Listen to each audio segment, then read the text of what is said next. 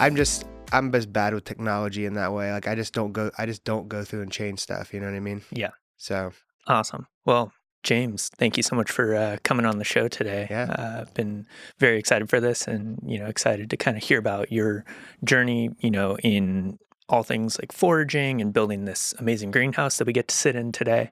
So just kind of to like kick things off, I know back in another life you were a chef. So kind of tell me about like what got you into that world and kind of how that kicked things off for you. Yeah, I mean, we could start way back. I mean, I grew up, born and raised in Southern Ohio, and kind of in a more like the Appalachian region of Ohio, so the foothills, and a really really small town, and just grew up with an eclectic group of family members who kind of had a bunch of different like interests. Like one of my grandpas is a carpenter and a dentist, and like I would help him like built his house, which he's still like working on to this day in some capacity. It's a beautiful like timber frame Amish built house, and so we would always build stuff together. And so I've always loved building stuff. And another one of my grandfathers was like a weird like junker collector, like forager, like never kind of had like a real job. Was always kind of like doing different weird odd jobs and things like that. And so yeah, had a group of people that kind of gave me a bunch of different like ways to go about life. And I actually went to school to be an engineer, but I could kind of see the writing on the wall that like I was just gonna end up owing like a lot of money. And unless you're like the best of the best, which I'm no like genius, you know what I mean? I'm like creative and clever, I would say, but I'm not like super like technically minded necessarily. Like I really don't like sitting down and like I hated doing like the metric to Y- US conversions and all that kind of Not going to stuff. be inventing rockets that land themselves. No, like I'm not really like, I like hands-on stuff. I like to just like take it from my mind and like put it out there into the world, and that's kind of like what I did with this, and all the kind of things that I pursue in the creative capacity. But yeah, so I saw the writing on the wall. I went to Ohio University and was just like I would say like mind expansion slash like cultural like learning was like the biggest thing I got from that experience, because I was from a small town who had never really talked to like that many types of different people. Also, was able to experiment with different things, and to kind of like um, bring my mind open to its like a bigger potential. You know what I mean? Kind of see the world in new different ways and perceptions and perspectives, and I think that I'm always trying to kind of do that and see all the different sides of everything, to my detriment sometimes. But then, so yeah, I was like, well, what else do I like? And so I loved cooking, and my parents were divorced, so I ended up like learning how to cook from like the Food Network and just watching that kind of stuff. And one year I like made Thanksgiving dinner for our family and stuff. And What was the highlight dish from that year of Thanksgiving? probably none, because they were probably all like pretty mid, honestly. Like, I don't know. I mean, I was like, still in high school and did that. So, but anyway, I mean, I was, I kind of had like a natural ability. And what I always tell people too is I think people get too caught up with cooking and like taste and all this stuff. It's like what tastes good because you're always going to like restaurants and critiquing every single thing that you eat. Like, so what tastes good, and most people have similar tastes. So you just need to trust yourself and say and taste your food and say, does this taste good or not? Most people just don't actually even taste their food, believe it or not, until the very end. Oh, And yeah. that's where they get into trouble. But so anyway, I moved up to Columbus, and I went to culinary school and kind of worked my way through culinary school. Started as a dishwasher. I'm an Old Bag of Nails in Westerville, and kind of like went from there, worked my way up to the line on each one of those stations in that restaurant while I was in school. And then just like kind of jumped around just a few different types of jobs. I worked at OSU Med Center. Like that was like a horrific job, like in their kitchens and, reheating stuff, like very weird. Worked at New Yeah. Albany Country Club, even cooked for like Bill Clinton once. Wow. Uh, What was that like? I never like met him or anything, but we did like a dinner that was like a 500 person dinner, and I worked with the head chef there, and like got to plate up his dish and all that kind of stuff. So they had like bomb dogs going That's cool. through and everything. And that was out in New Albany with like Les Wexner and all those Yep. guys. And but then I worked at a place called Ella in New Albany. That was kind of my first like small restaurant where like we worked with local farmers. It was very highly creative. Our menu changed all the time. Like we would have like a scallop dish, but it would change every week. It would just scallops would always be featured, but it would just be different. And at the time in Columbus, that was very like a little bit more forward. Now we see it everywhere. It's like Yeah. every restaurant is doing exactly like the same format, where it's like changing dishes, quote unquote, working with farmers sometimes, Yeah. more, let's be honest, more of a, More of a marketing term it than like is just like reality. organic and all that kind of stuff. And we can get to that too, because, I've been around, you know what I mean? I've been around the food scene for a long time in Columbus, especially in Clintonville area. And, so yeah, I worked in, kitchens. I was a executive chef down at, a Double Comfort, which was like a social enterprise restaurant that was like Memphis Fried Chicken and soul food and stuff like that. So that was a cool experience, and also a horrible experience too, because at 23 years old, I was like leading like a team of people that was like twice my age and Yeah. were like not really the best people to work with, because we were like downtown and It's all definitely a that. challenge if you're, especially at that age, being so young. Like a lot of people that, I mean, as I'm starting to get older, you start to realize you don't mean to have that view of younger people, but you Yeah. have that like, oh, why is this kid telling me what to do? Yeah. But I mean, the reality is like, if you have those moments where you're coming up and you're like learning things quickly and you can kind of rise through the ranks, it's just kind of the natural progression that you get to. Yeah, I Um, think I think a lot of it comes from experience, and I always say that like experience is like the king. Experience is wisdom. You know what I mean? And I think that's where that comes from. Is that when you see someone who is maybe 10 years younger than you, trying to tell you how it is when you've like lived through that, the lived experience I think is often. Not always right necessarily, but it does give you that thing where you're like, hey man, I've been through this. I've been around the block a few times on this very thing that you're telling me about. And like, you don't have the experience to like know this stuff. And I could never like, you can't explain wisdom. You can't really I mean, you can give the little like proverbs and like quotations, but like you can't really explain what it's like to like experience it and be like, hey, you can think that this is going to work and it might work kind of for you, but I've tried it a bunch of different ways, and this is how it came. But so I had to learn all that the hard way. But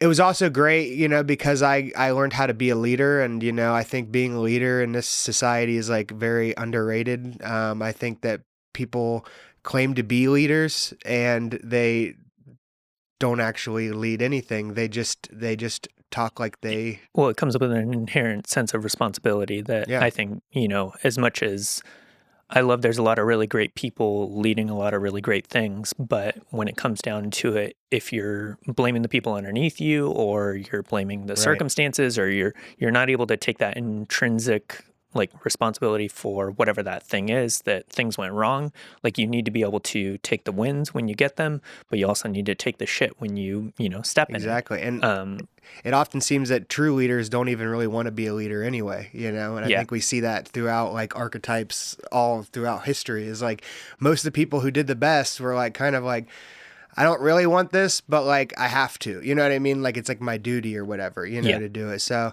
but yeah, so I worked through that and kind of was able to grow up through the kitchens, and I learned, I had a lot of great mentors. And I went and I worked at a Michelin star restaurant called Favaken in northern Sweden, and I just like sent my application to like a few different ones. Noma was another one. They did not get back to me, but Favaken did, and the way it works is that you're a stage, which is basically like an intern. And, I had to pay my way to get there. It's like they're not paying for anything. Like I pay for my place to stay and all that. And you essentially work for free. But, you get a chance to be offered a job there. You get to see and kind of get your foot in the door with like Michelin star restaurants and chefs. And at the time, they were the 14th best restaurant in the world, doing 24 guests a night, and a very elaborate dinner that you probably can't even still experience in America. That's insane. What do Maybe you at Alinea in yeah, Chicago, but what do you feel like is the like biggest differentiator between the experience of going to eat there versus like even an upscale restaurant in America?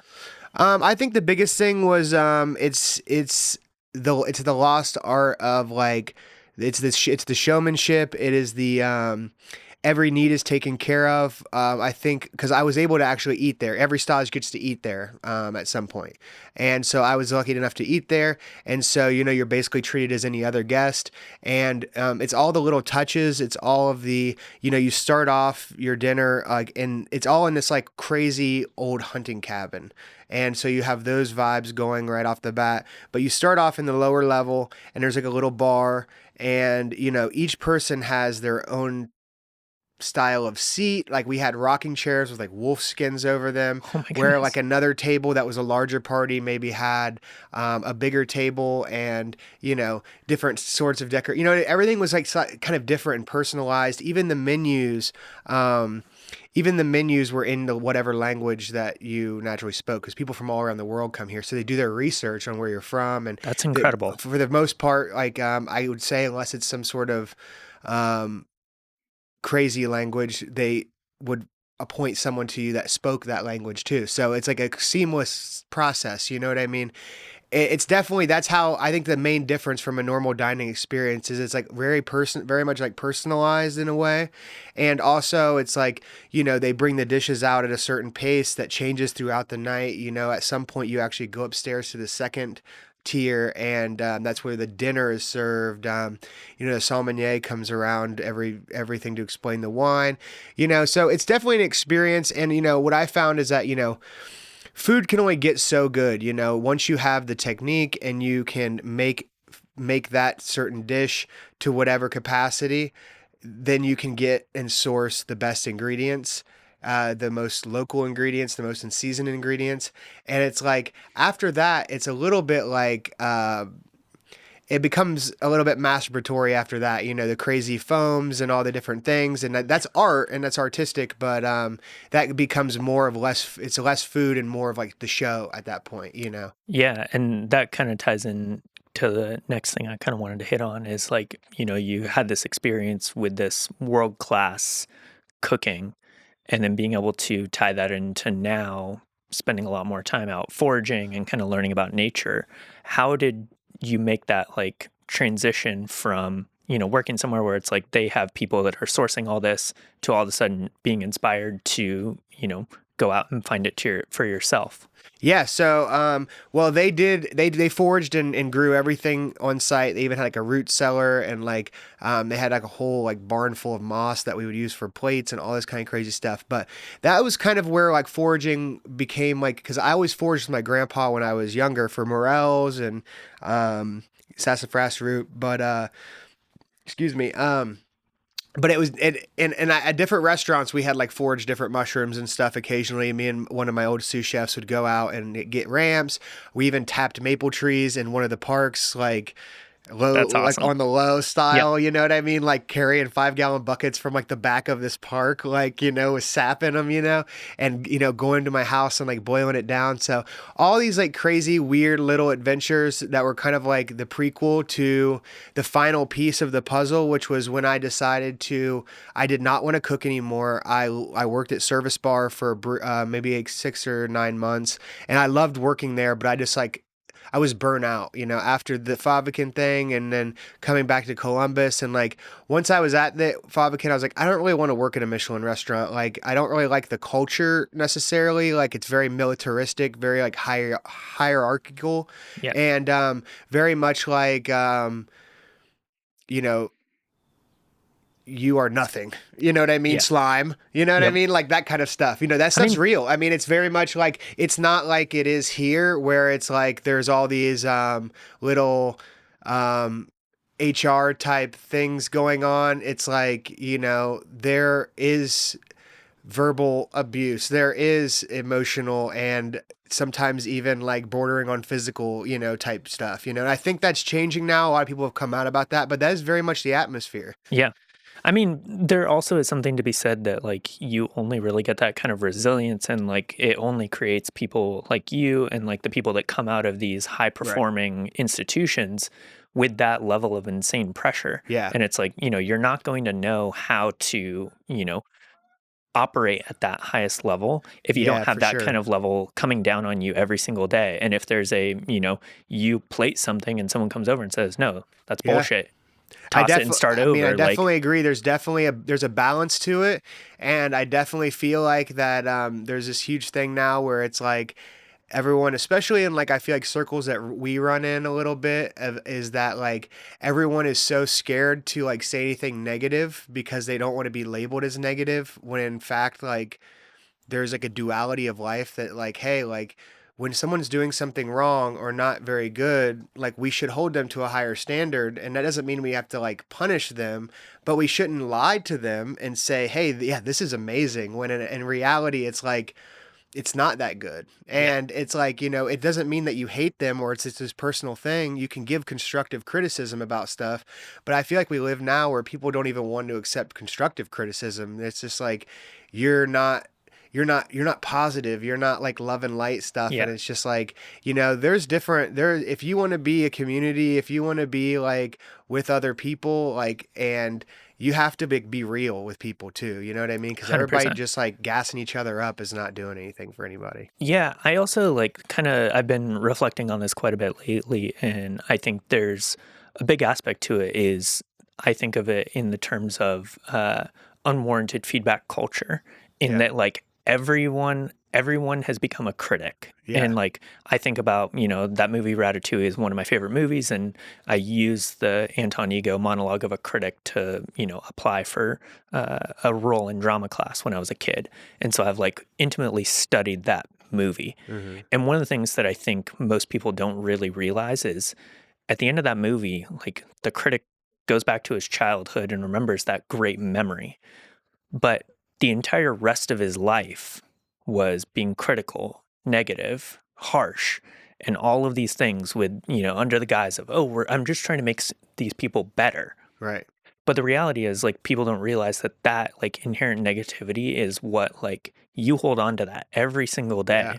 And so I think kind of the way I try and structure it in my own life is like, if I'm just like posting stuff, like, I really only want like regular people to, if you love it, great.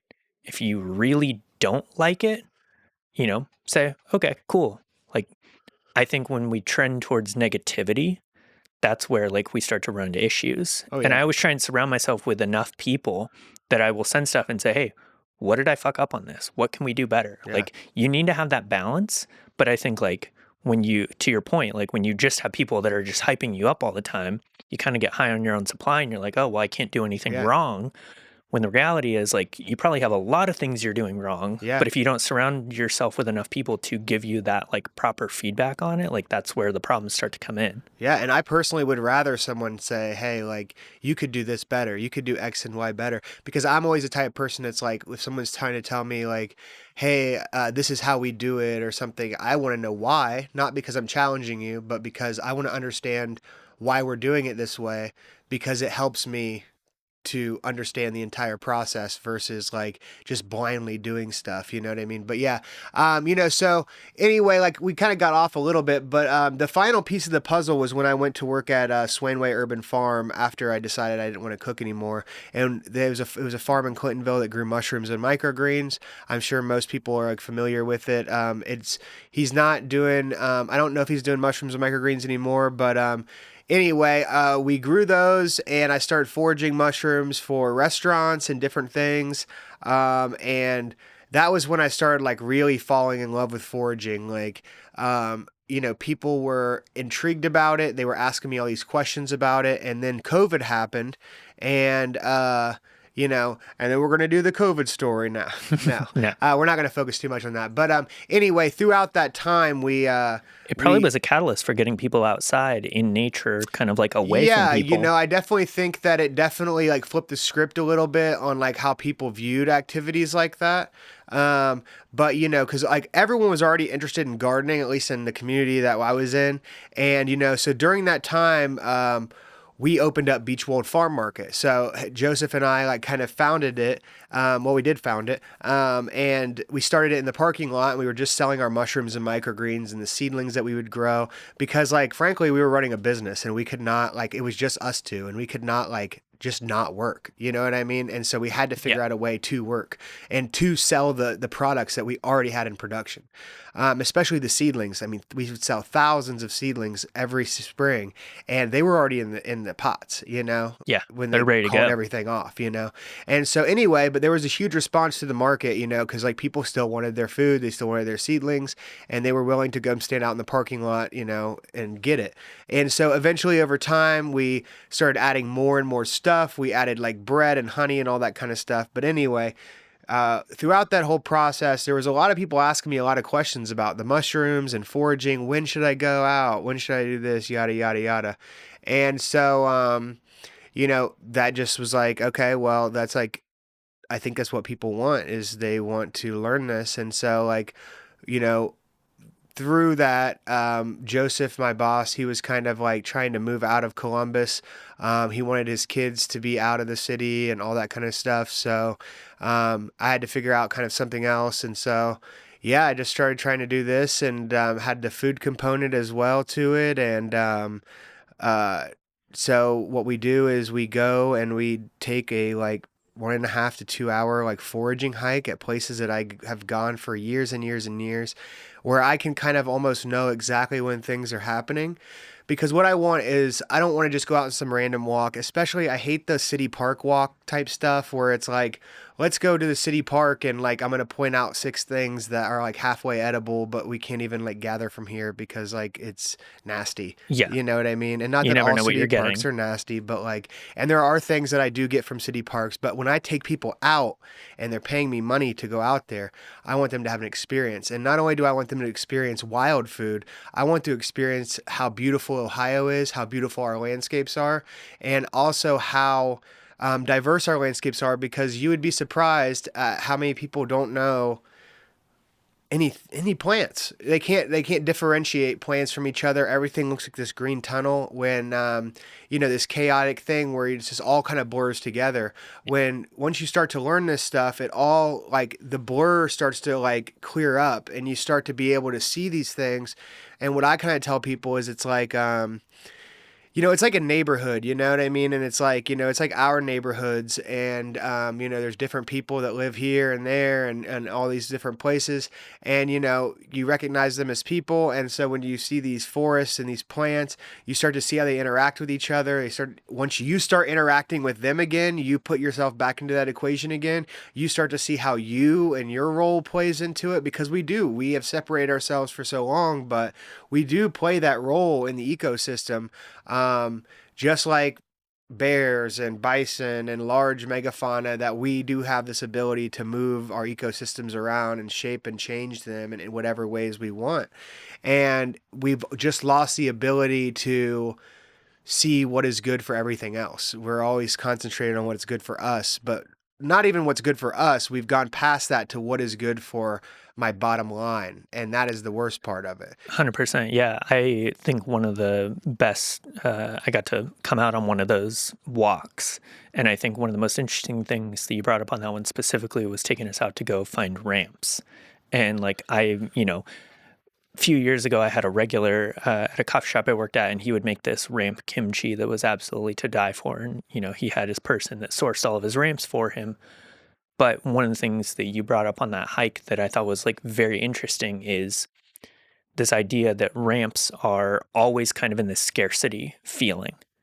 And, not to bury the lead, but the place that we went to there were ramps as far as the eye could see. Oh, yeah. Like it was in that moment of like, I could spend every single day out here this summer and I still wouldn't be able to even come close to depleting the ramp supply out here. Yeah. And I think, obviously there's some mindset to it that, if the entire population of the city of Columbus went out and foraged all these ramps, we could probably knock it out pretty quickly.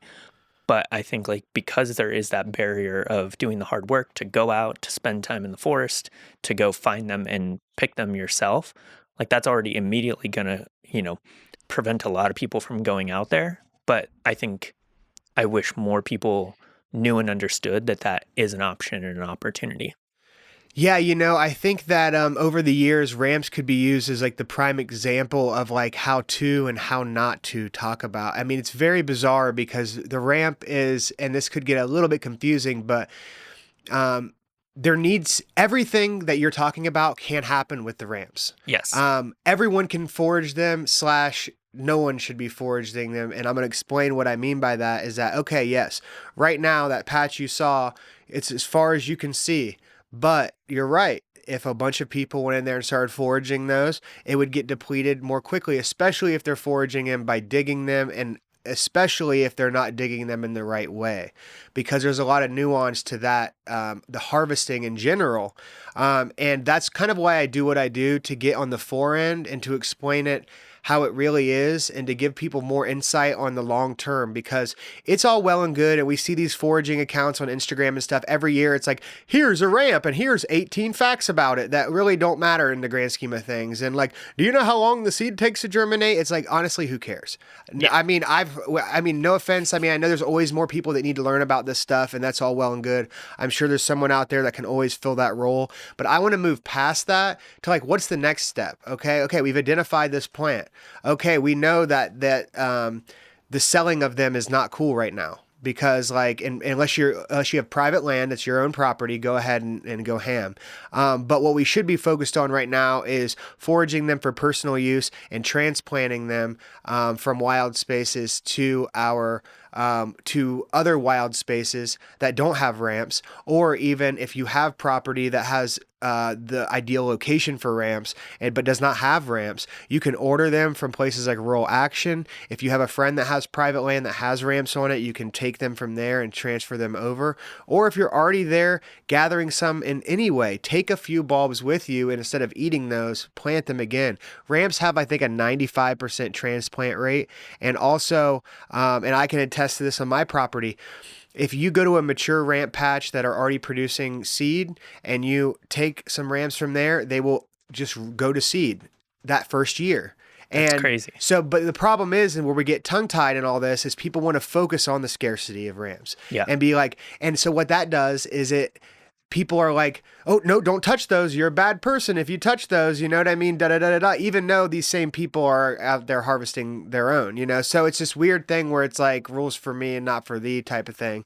And, or the other way around. But, so I think it's just all this stuff is more complicated. And I think that what happens is we need to talk about what's the future. And the future is we need to spread these out again. And that's where humans and our role in the environment comes into play. We have the power to spread these out again.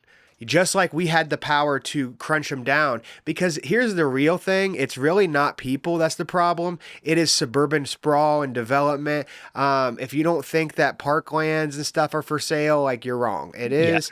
Yeah. And the thing is that we can do things politically to help, but we can also take matters into our own hands, and we can plant these plants on our own property. It's the whole idea behind Homegrown National Park, and that whole idea of that we all have space that should be wild space. Yes. And you don't have to devote your entire yard to being wild, but you could devote part of your yard to being wild. And what I see and what I do in my own garden here is that every year I add more and more native food producing plants that I like to forage in my garden space. And I plant less and less annual crops. And I kind of, it's indigenous foodways at the end of the day. All I'm saying is I'm really just piecing together indigenous knowledge and trying to present it back to people in the way that makes sense, because it is piecing it back together.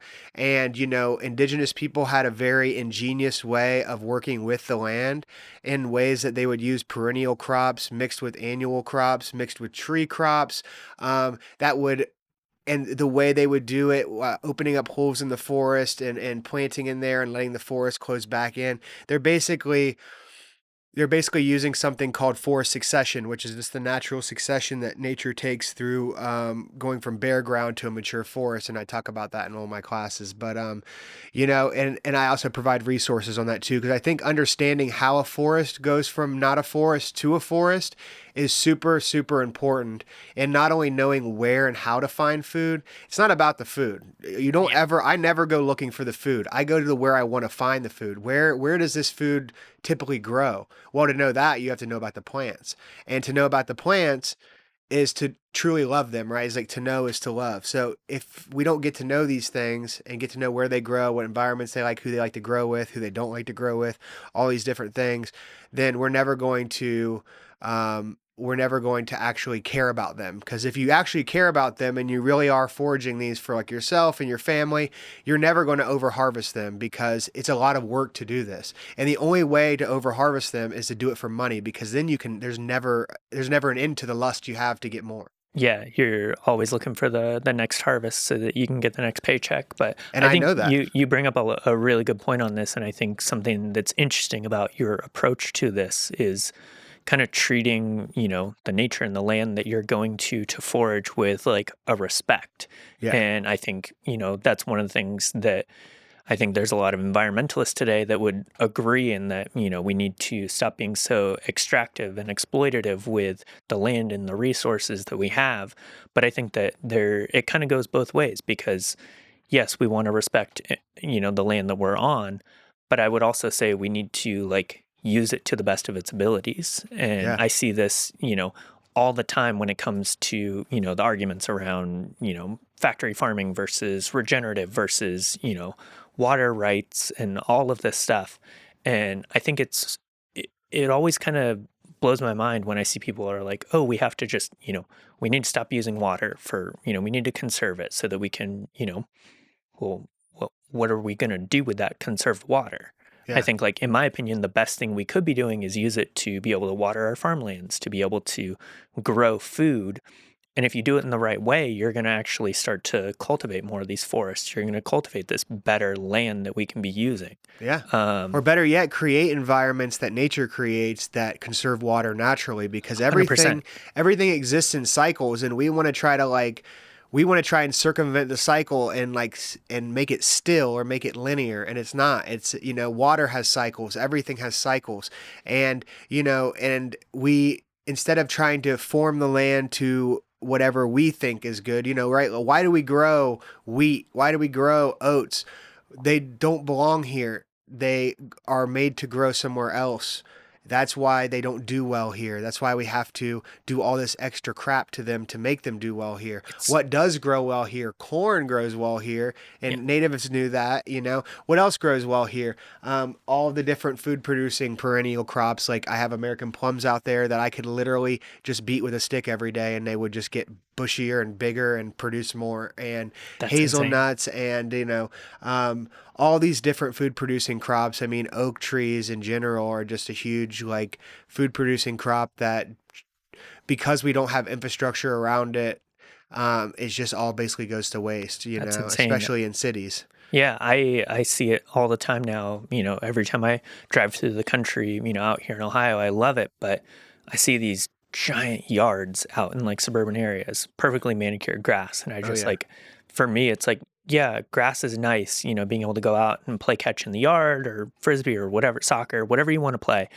But I also like sometimes when they get too big, I think it's such a waste. And it's like, we've Yeah. been able to change, in our yard, like, my wife every year, it's always the constant back and forth of, okay, how many more garden beds can we Yeah. add? And I'm just like, okay, you're making it increasingly harder for me to mow the yard. Yeah. I'm like, we got to get to a place where it's like I can at least get through on the Yeah. path Oh yeah. And so now it's like this year we just added 6 more garden beds to our front yard. And it's like I think we're, probably 1 to 2 years of garden bed expansion away Yeah. from being able to, have it completely set. And all I need is a little string trimmer to get the Yeah. little edges and pieces. But We're the same way here, and it's I think with all this stuff there's extremists on both sides. There's extremists who are like, you just got to turn your whole yard into, just cover it all with leaves and like don't touch it again and like da da da all this stuff. But the truth of the matter is that our environments require disruption.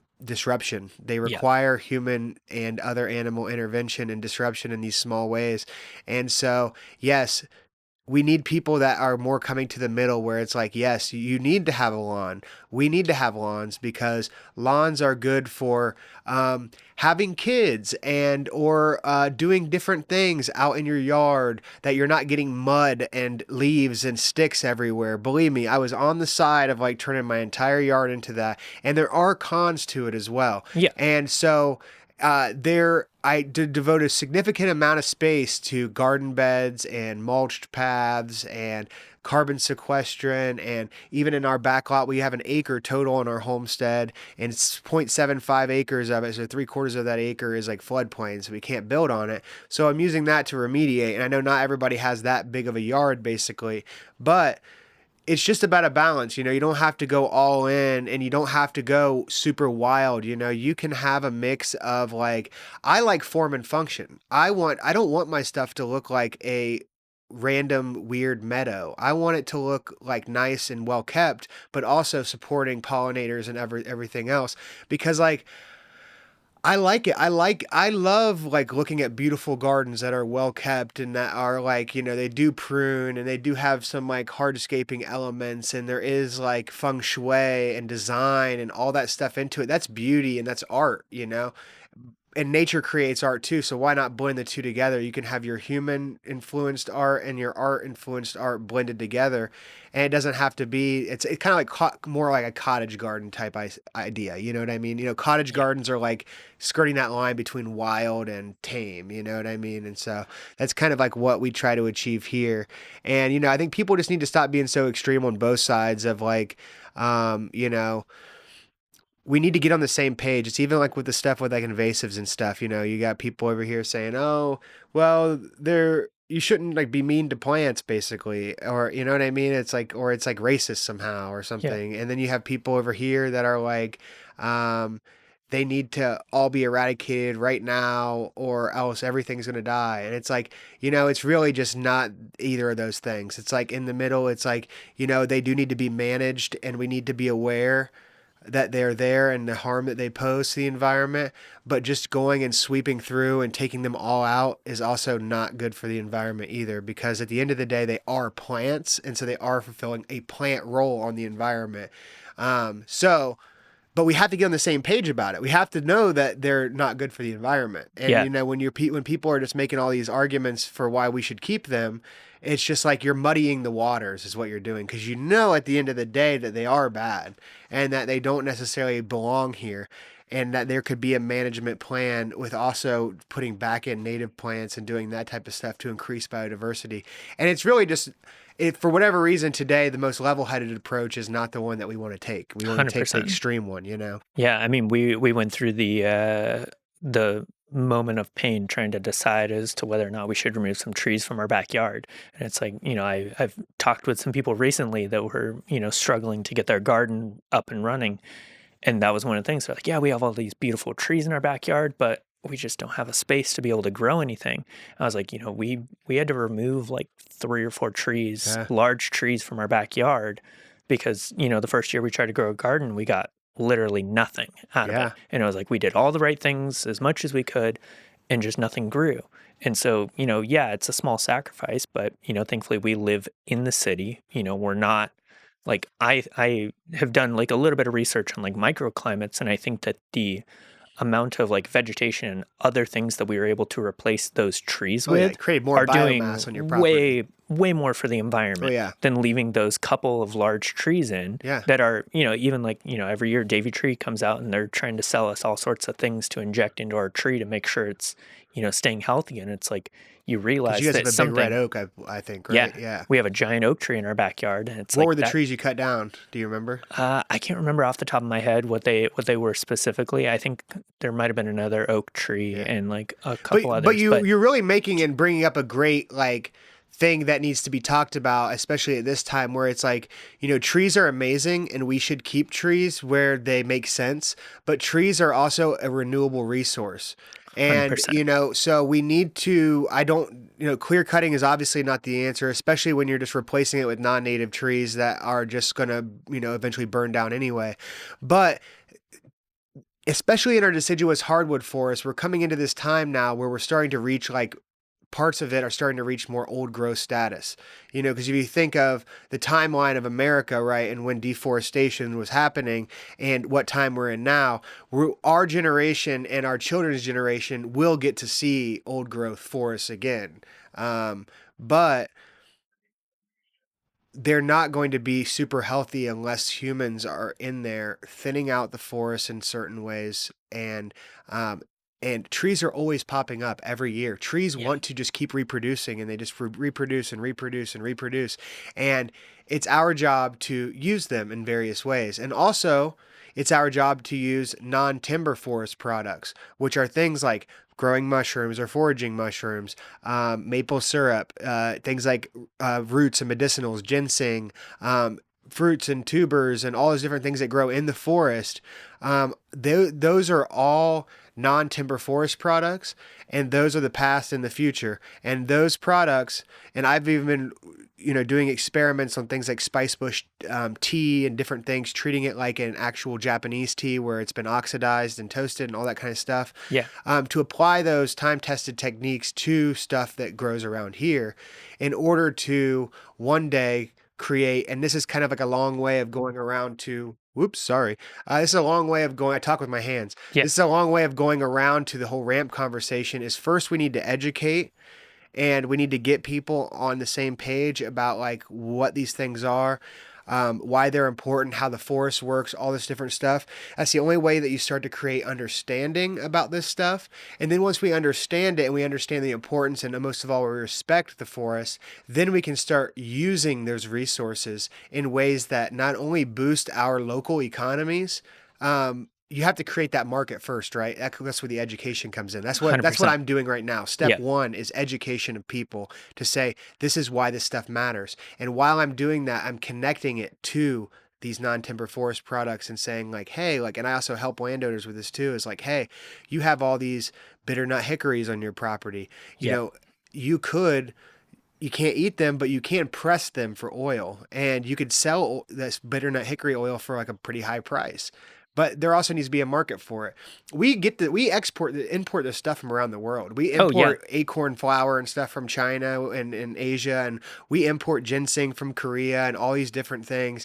And we have all these resources around here that we just don't use because we don't know they exist. And but the funny thing is my biggest competition out in the woods is mostly like immigrants from other countries because when they're in their countries, they utilize the resources from the land.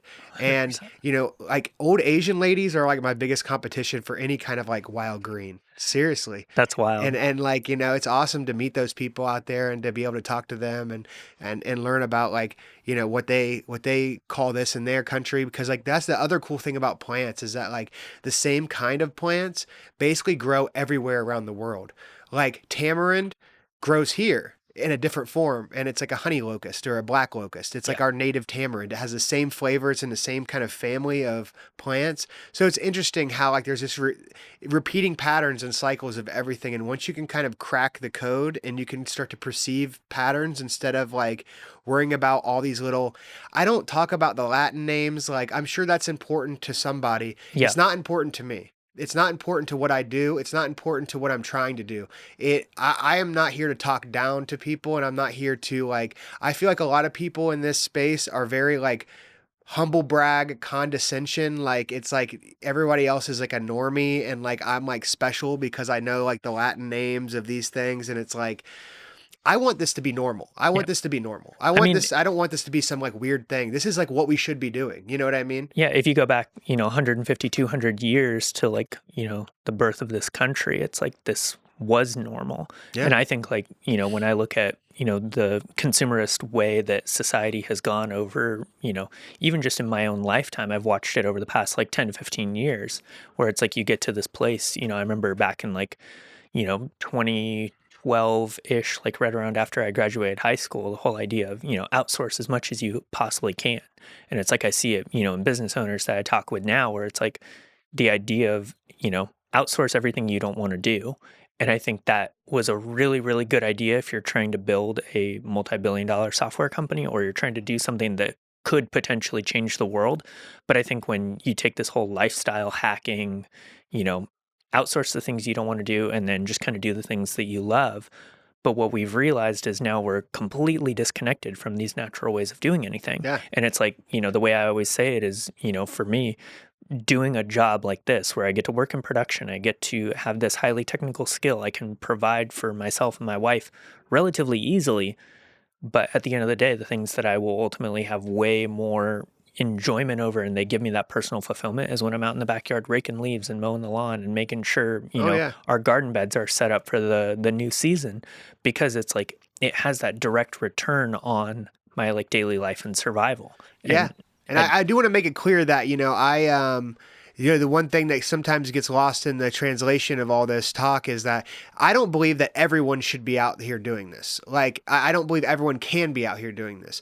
But by educating people and starting to realize that we do have these resources, we can create markets for them that are sustainable, and they are the people that would normally be like farming or doing whatever. Maybe they spend less time farming corn and they spend more time gathering acorns and taking them to this is already this already happens with like black walnuts in like Missouri.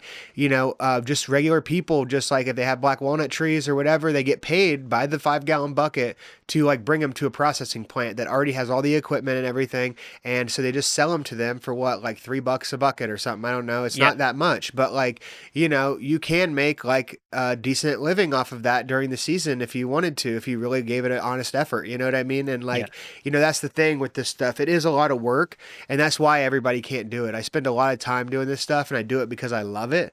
But like, if I didn't love it, like I probably wouldn't do it. You know what I mean? Because it's like, it is a lot of work. But what I try to do and also tell people is that, we need to find more efficient ways to do it. So like, don't just do something one time and then be like, oh, it's too much work, right? Like, it's like acorns, like, processing acorns can be a tedious process, but if you know which acorns are better for collecting, and have less tannins that are the bitter part of it, that means you have to process them with less time, which means that you can be more efficient. And we do that with everything else and all this normal stuff. But for whatever reason, when we see a new food, it's like that all that goes out the window, and it's like, oh no, this doesn't taste good right off the bat.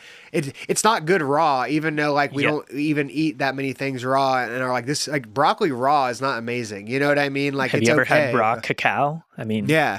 And the other thing is that like, we can make these foods better by eating them. By eating them, we inevitably will start planting the ones that we like, thereby completing the whole cycle of what humans used to do anyway. And one could argue that our forests are the way our forests are or were because indigenous people stewarded those forests for the things that they liked. And so they were able to select for taste and size and easier processing and all that kind of stuff. And if you think about it, we've had this 200-year gap where not only the forest disappeared and had to regrow, but also the indigenous people disappeared and did not come back. And so it's easy to see why our forests may not be as productive as they once were, because we don't have people and animals stewarding those lands like we did. Like, I mean, bison used to exist in Ohio, elk used to exist in Ohio. These are large animals that would bore through forests and tear holes in the forests and do just like what humans do. You know what I mean? So yeah. That's crazy. Yeah, it always blows my mind like how incredible the natural world is when you're able to just kind of like observe it. But I think that, to your point, like humans should and, have a responsibility to be integrated into that thing. yeah. And that's something I'm like always trying to figure out how to articulate that, being able to have conversations with someone like you on this, to hopefully get people inspired to, go out, learn about your, local area, like see what's in your Yeah. backyard, go to your local, park.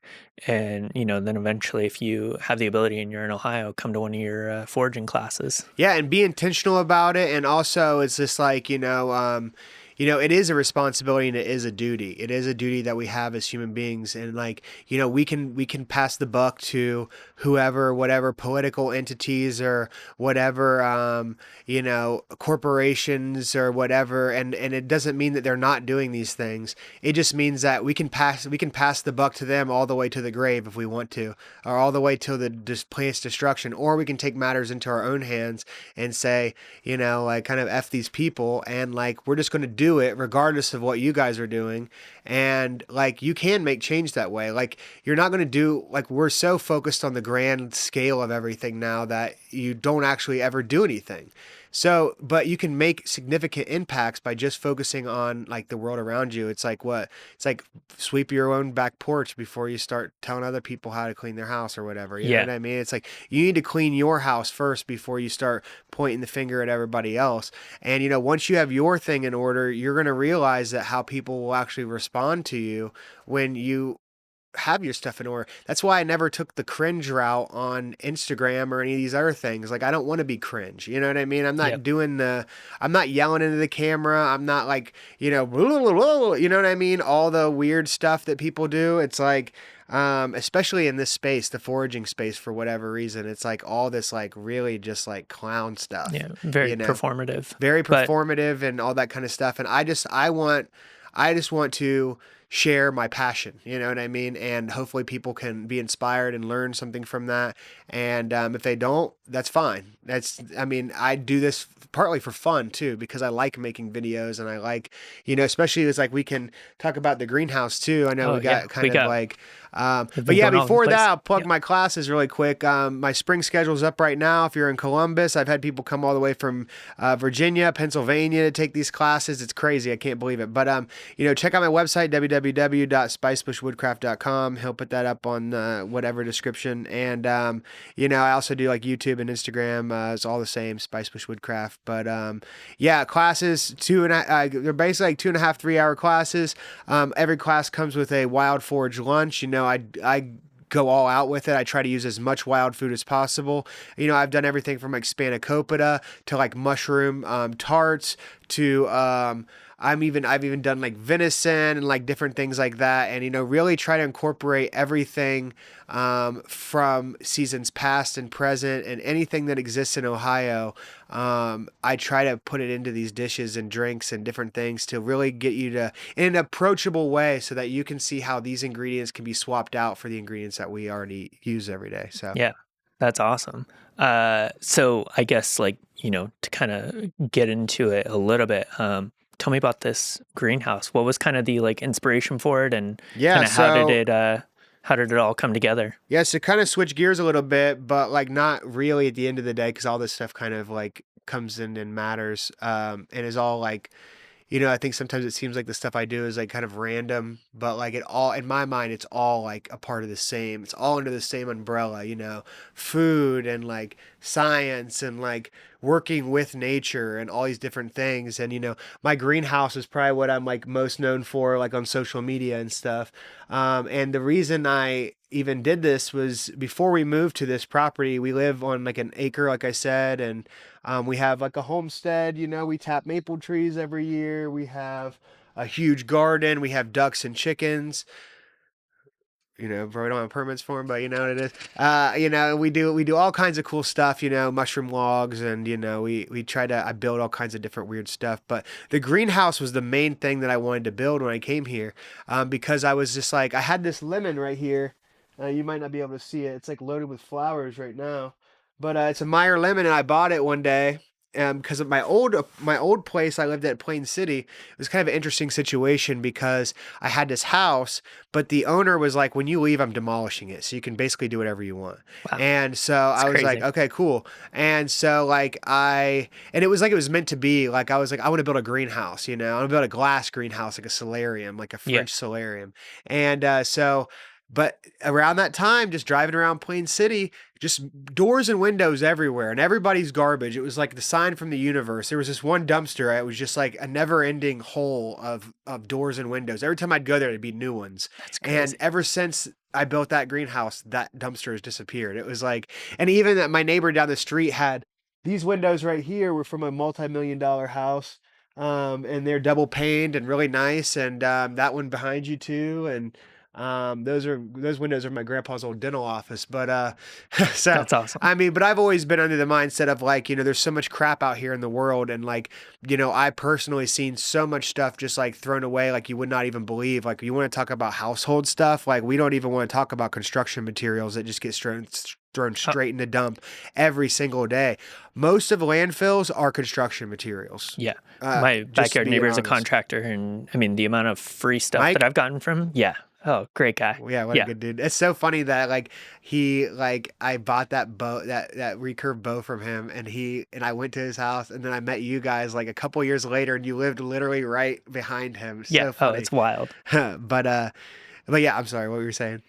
No, I was just kind of saying, like, echoing what you were saying about, there's just so much stuff with like construction materials everywhere. Yeah. So being able to build something like this that's pretty phenomenal with just reclaimed windows and wood and all that. Yeah, for the most part, like, when we first moved here, like I moved, I disassembled my greenhouse from there, and I just moved all those doors and windows over here. So these are like twice reused at this point, and Oh, that's awesome. I broke many of them trying to get them out of their frames, and like, all this different stuff. But yes, a lot of stuff. Actually, these boards up here from our deck that was I just took down out front. When they dried out, I was like, actually, they look kind of like old weathered barnwood. So I was like, I might as well put them up, even though they're like crappy, like pressure treated lumber, they just like, they have character, you know what I mean? And they're not structural or anything like that. So why not use them for like some kind of decoration? But, the only new stuff I would use was like the structural components of this. But, Yeah. that doesn't mean that you can't find structural wood out there. But anyway, so yeah, the idea came for this though, because I had this lemon tree, and every year I would bring it in the house, and over the course of the winter, it'd basically die. And one year it produced like a few small lemons, and I was just like, I really want this thing to produce. And so I was just like doing research online and like looking around at different stuff, and I saw this guy, his name is Russ Finch, and he has what's called the greenhouse in the snow in Nebraska, and it was a geothermal underground greenhouse. He had pipes run through the ground at 8 foot deep, and a blower fan that would like blow air through these pipes. And when you get down a certain amount in the ground, depending where you are here, under the frost line is 4 feet or 3 feet. So we're about 4 feet down. And so we're tapping into a more stable temperature in the earth. Once you get down below the frost line in any given area, the earth is a much more stable temperature, usually around 50 to 55 degrees. And so while we are kind of pseudo geothermal, like we are down, so we do benefit from that. But we're not true geothermal, because like if we were true geothermal, I would have pipes that ran through the ground, and I would actually blow air through those, because as the air gets sucked out of the greenhouse that is less than 50 degrees, say, and it goes through these pipes, as it runs through, it gets heated up by the ground around it, and by the time it comes back, it is like 55 degrees. Mm, And so when you keep doing that, you can keep your greenhouse at a more stable temperature, because we also have passive solar coming from the sun, that's awesome. where that's where this kind of comes in, which this is like a dual purpose thing. This is a rocket. Some people call it rocket mass heater. I call it rocket powered thermal mass because it sounded better online. And but what it is basically is a gigantic rock, essentially. So it started out as there's a 55-gallon drum horizontally in there, and then that's all filled with rock, covered with rock, and then the rocket stove is right here. And what it is essentially a J-shaped stove that the shape of it actually draws a strong draft through and pulls air through. And then there's an insulated chimney right there underneath that 55-gallon drum. And so the rocket stove actually creates full combustion, super, super hot, much hotter than a normal wood burning stove.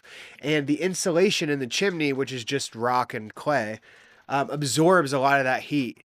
And so it actually radiates out of this barrel, but it also goes in this mass And as it goes through the mass, it basically achieves what I was just talking about with the pipes underground, where that heat is getting absorbed into this mass from the inside. Yeah. And so when it's charged by the sun or the rocket stove or a combination of both, it actually can keep heat for like over 24 hours.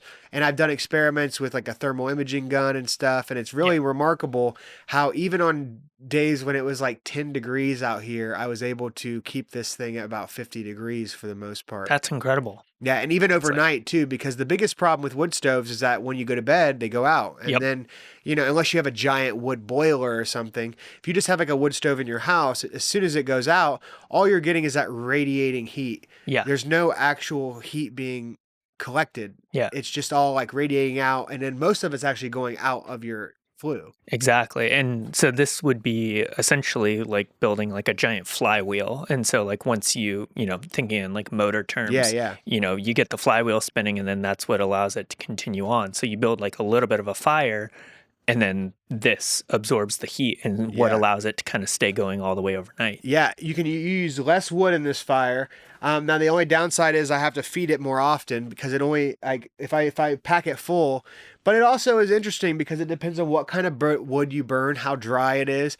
If you burn softer woods, like they burn up really quick and they don't produce as much heat. They don't have as much energy stored inside of them. But if you burn like oak or black locust or something that's super dense and it's really dry and straight, I mean, it'll get way hotter and it'll burn longer. And I mean, I don't even know how hot this thing can get yet because the thermal imaging camera didn't go up high enough, but it gets hot in there. And this whole thing will be red hot. I mean, the bench itself gets about to 100, 110 degrees after it's gone for a few hours. And then the next day, even if it's 10, 0, whatever outside, it'll still be like 70, 80 degrees the next day. So, and it's so, but it'll radiate that heat slowly and distribute it slowly over time because everything in here right now is pretty chill, even if it's like in the 40s or and it's even been like sketching here about 30 or so, you know, but temperature is weird. Like temperature that reads on the thermometer is not necessarily what's going on in here. And I proved that with the thermal imaging gun. There's microclimates in here as well. Like behind you in that corner, it's really cold because there's still some air getting through there or whatever. But other places, like it'll stay for much longer. So it's just all like very dependent.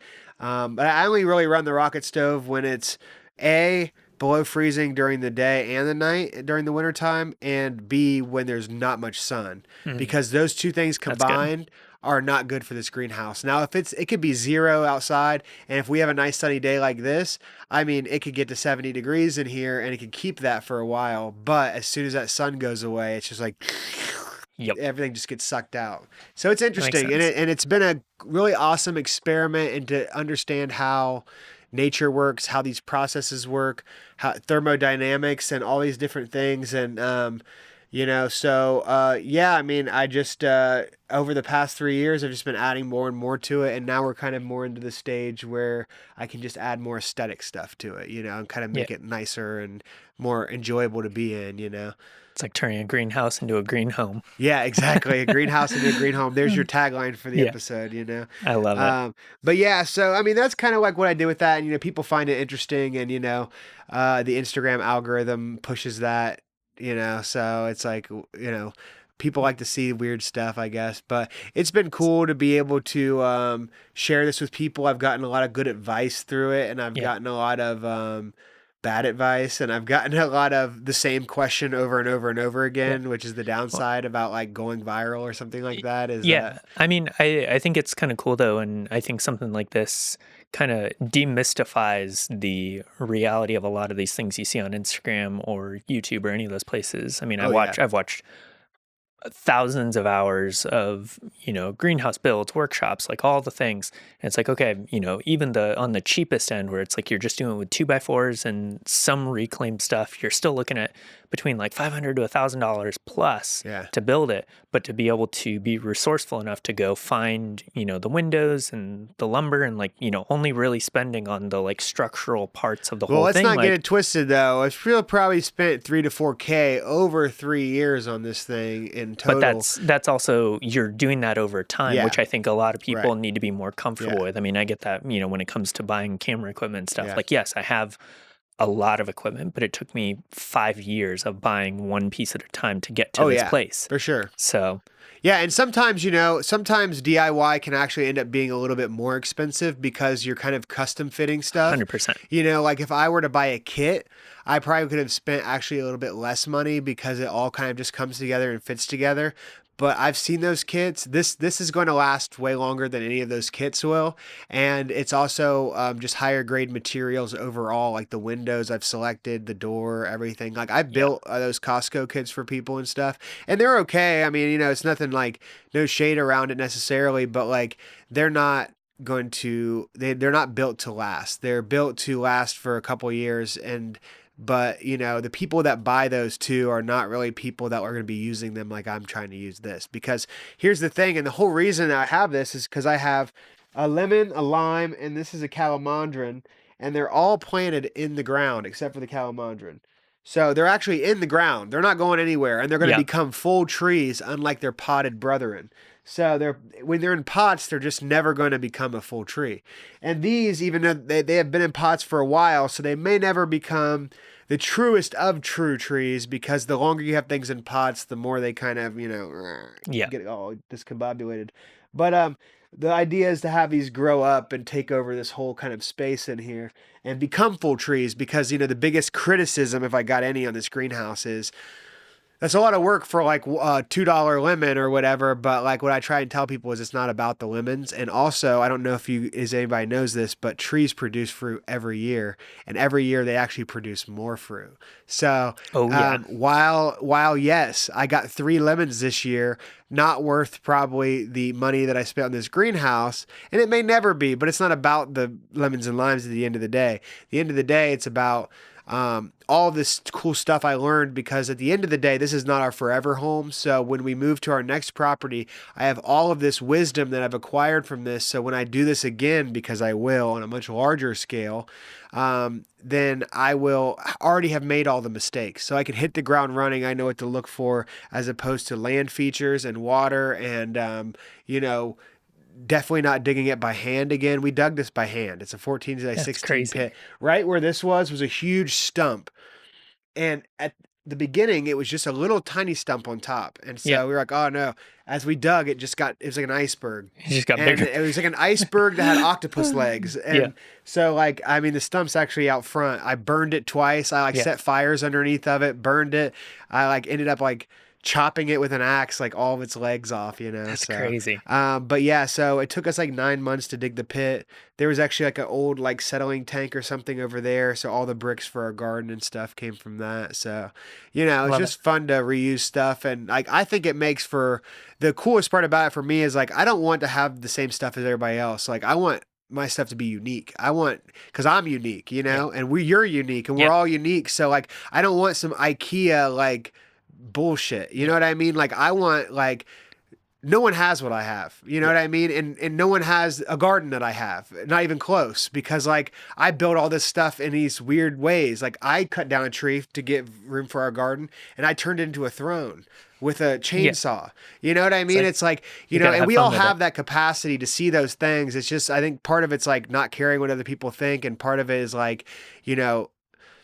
think sometimes people are a little bit lazy, and they don't want to they're oh, I could do that, but what's the point? Everybody's always what's the point? And it's well, the point is you only have one life to live, so why not? You know what I mean? It's why not try it? You know what I mean? Do something, especially stuff that doesn't cost that much money. It's why not try it? It's fun, and if you want, if you want to, why are you stopping yourself? I guess at the end of the day, gotta be willing to just do stuff for the enjoyment of it. Yeah, exactly. Stuff for the enjoyment. And that's something I think that's lacking in our generation of people. I see it in our friend groups a lot, is it's people always are doing stuff for it's just always money, money, money. It's you can just do stuff just to do stuff too. And it's just fun to just do stuff, It's I have so many people that have asked me about plans for this greenhouse, and I definitely could have created some sort of money making scheme from this greenhouse and the success on social media, and I was just No, I don't want to. I literally don't care enough. Yeah. At the end of the day, like I this just wanted is to make this as a space for me. yeah, and also like, this wouldn't work on some random person's property. Like the angles would be wrong, like maybe their property is like not as well draining as this. Like there's so many things, like it almost has to be custom to ask for a general plan. I don't have a plan. I honestly did not write one single thing I did for this down. Yeah. I literally didn't even like measure half of this stuff. I just like butted it up against each other and like, you know what I Hoped mean? it Like, worked. Yeah. yeah, well, I also do like woodworking and stuff, and like a big inspiration of mine was this show called The Woodwright Shop, and the guy there, he was like the Bob Ross of woodworking, but like he never measured anything, and like. He taught me a lot about like, you don't have to know these exact measurements. Honestly, they come together better when you just fit them as you go. You fit them together. You have the general dimensions of what you want, but instead of being, oh, this is 13 and 13/16, it's like you put it up next to it and you use a marking gauge to mark exactly where it falls or exactly Yeah. where you want it to fall. And then you can use that, or you know what I mean? You just use gestural measurements to like get things and, okay, this is this wide. It doesn't Yep. matter what that number is. Yeah. At the end of the day, you really think about it, it doesn't matter what that number is. It Yeah. just needs to meet up with this. Yep. So, I kind of like live a lot of my life in that way of like I'm not super technical like on that kind of stuff, but like, you would think I am, but I'm not. I don't know. I don't even know how Yeah. to explain it. You know what I mean? It's just like I'm just like living life by the seat of my pants in some ways. You know what I Yeah. mean? We'll In see. that We'll see sense, what happens. Yeah, see what happens, and just like, and I feel like I've made a lot of beautiful stuff in that way. At least beautiful to me. Like this, these are all marbles that I inherited from my grandpa. I had buckets of them. I had no idea what to do with them. And I had this idea one day when I was doing this. I was like, I want to finish this in some kind of cool way. Yeah. I don't want it to just be plain. And at first, I was going to be like a dragon, right? I was going to Yeah. do like a dragon. I was like, I'm not artistic enough to make a dragon that looks good and not goofy. But then I was like, what if it was like space, because this is a rocket Yeah. stove, and so, you can see there's like the Milky Way galaxy and there's like a spiral galaxy. These are actually lawn ornaments right there that I just like stuck in as like the sun or whatever. Yeah. And then crushed a bunch of marbles to make, and it didn't turn out exactly like I thought it would. I wanted it to be darker, but I could only get the concrete to be that dark. So I still have a little bit more work to do on it. I think I'm going to try and do some different things to it, but for all intents and purposes, it's done. And I think it's really unique and really special. You know what I mean? Yeah. And there's nothing like it that exists, and that's all that matters to me. That's true. That's awesome. Well, I think we have covered quite the gamut of things, Yeah. and I really enjoyed this conversation today. So once Yeah. again, James, thanks for coming on, Yeah, thanks for having and me. look forward to following the progress with the greenhouse and all the cool stuff that you're doing.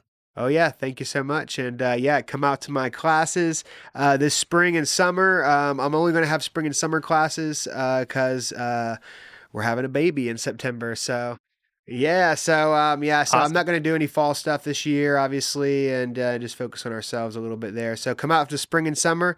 Spring is the best time to find morels and spring ephemeral flowers and eat some really good food too. So check out my website, Instagram, YouTube. It's all Spicebush Woodcraft. Nice. Awesome. Bye, everybody.